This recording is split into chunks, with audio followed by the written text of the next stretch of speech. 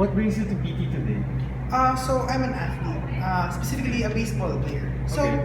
part of being a baseball player means we have to throw the ball, pitching, as we call it. So my problem is I'm having difficulty in throwing the ball. With these motions, I'm not able to throw the ball properly. According to studies, it has been suggested that posterior shoulder tightness is a common contributor to shoulder impingement in overhead throwing athletes.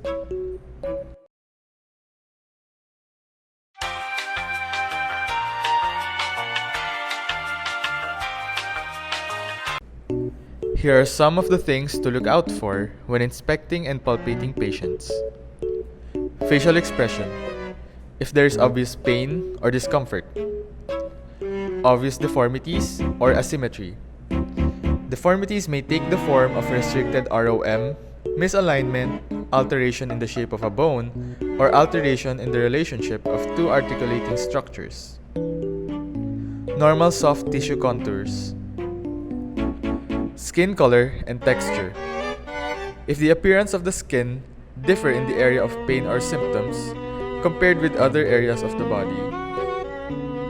Swelling or redness within the area being observed. These signs, along with pain and loss of function, are indications of inflammation or an active inflammatory condition. Differences in tissue tension and muscle tension. Tissue thickness and texture, and determine whether it is pliable, soft, and resilient. This is to determine if there is swelling or edema. Joint tenderness by applying firm pressure to the joint. Variations in temperature. Joints tend to be warm in the acute phase, in the presence of infection, with blood swelling after exercise, or if they have been covered. Dryness or excessive moisture of the skin.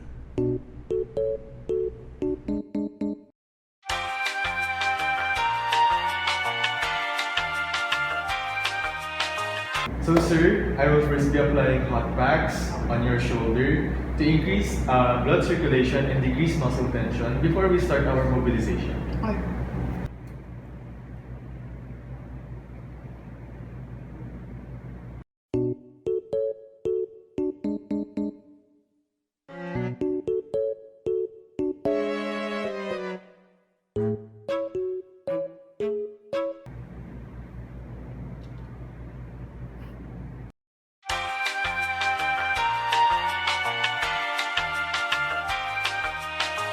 According to a study regarding posterior shoulder tightness, a grade 4 posterior glenohumeral joint mobilization, in addition to cross-body stretching, appeared to be an effective intervention in increasing glenohumeral joint internal rotation as well as decreasing posterior shoulder tightness.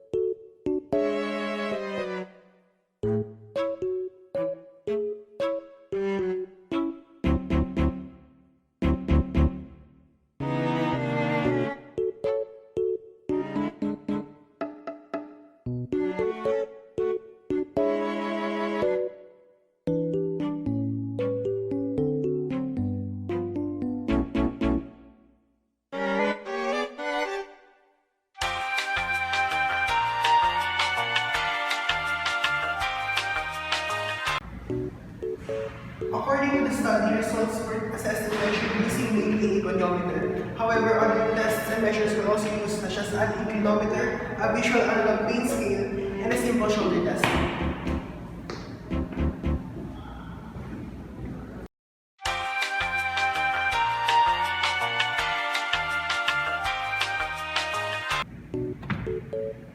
3 studies were reviewed, and 2 of them are randomized control trials, which have very high level of evidence, and 1 a single cohort study, which has high level of evidence. Then, in terms of methodological quality, it is rated 7 out of 10 because all of the studies utilized support combination of stretching exercises and joint mobilizations of the shoulder. Inclusion and exclusion criteria was very specific and random allocations were applied. Though the studies did not include all of the aspects of the patient's illness, and one of the studies did not have a post-intervention checkup. While in terms of statistical significance, all studies used a p-value of less than 0.05, thus showing strong evidence and further validating the results of the studies. Overall, the studies were of high significance since the improvement on the shoulder internal rotation has a significant effect on the population involved.